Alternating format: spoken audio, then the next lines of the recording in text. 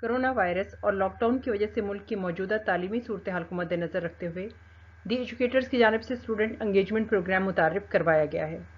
इस प्रोग्राम के तहत ऑडियो और वीडियो असबाक के ज़रिए तलबा को तालीमी मुआवनत फराहम की जा रही है।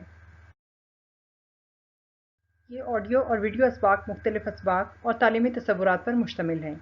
आज के सबक में आपको नसर पारों की तशरीह या सलीस के मुतल्लिक बताया जाएगा।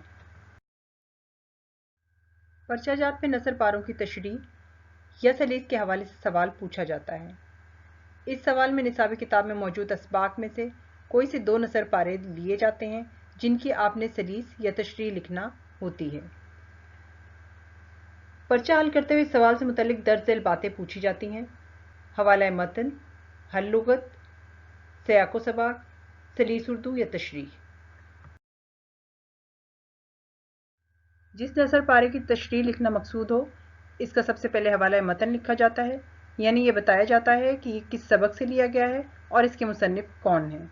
इसके बाद नसर पारे में मौजूद नामानुस अल्फाज और तराकीब का मफहूम बयान किया जाता है।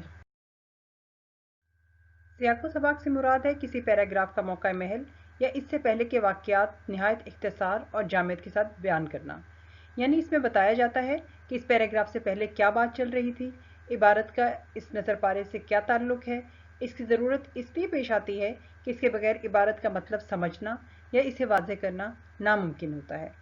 अगर इबारत सबक के शुरू से ली गई है तो ऐसी सूरत में सिर्फ सबक का मरकज़ी ख्याल बयान करते हैं। सियाको सबाक के लिए 5 से 7 सतूर काफ़ी होती हैं, लेकिन इसमें सबक के तमाम अहम नुकात का होना ज़रूरी है। सियाको सबाक के बाद नसर पारे की तशरीह या सलीस का आगाज़ किया जाता है।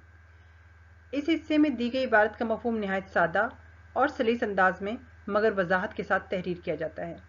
तशरीह असल इबारत से ज़्यादा होनी चाहिए। तशरीह करते वक्त मुश्किल अल्फाज और तराकीब, मुहावरात, ज़रबुल अमसाल की वजाहत करना भी लाजमी है। अगर इबारत में किसी तलमीही या तारीखी वाक़ये की तरफ इशारा हो तो इसे भी पूरी वजाहत के साथ बयान किया जाएगा।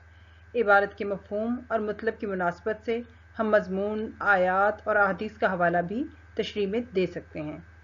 इसका मकसद तलबा की काबिलियत का जायज़ा लेना होता है कि आपको मुश्किल अल्फाज के मुतबादिल आसान मायने आते हैं और आपको आसान ज़ुबान में बात लिखने का ढंग आता है। अगर इबारत में कोई कुरानी आयत या तलमीह दी गई है तो आप इसकी वजाहत और तशरीह पर किस कदर महारत हासिल है, लेकिन यह भी ज़रूरी है कि तशरीह को सिर्फ दी गई इबारत तक ही महदूद होना चाहिए। ऐसा ना हो कि आप पूरी कहानी का खुलासा लिख दें। पर्चे में तशरीह करते वक्त पूरी इबारत लिखने की ज़रूरत नहीं होती, सिर्फ सवाल नंबर और जुज़ नंबर लिखकर आगे जवाब लिखना शुरू कर देना चाहिए।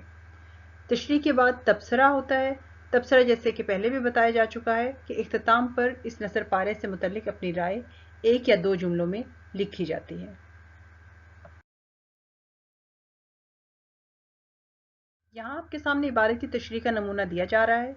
इस नमूने को देखिए और इसे समझिए और इसके बाद खुद इबारत की तशरीह लिखने की मशक कीजिए।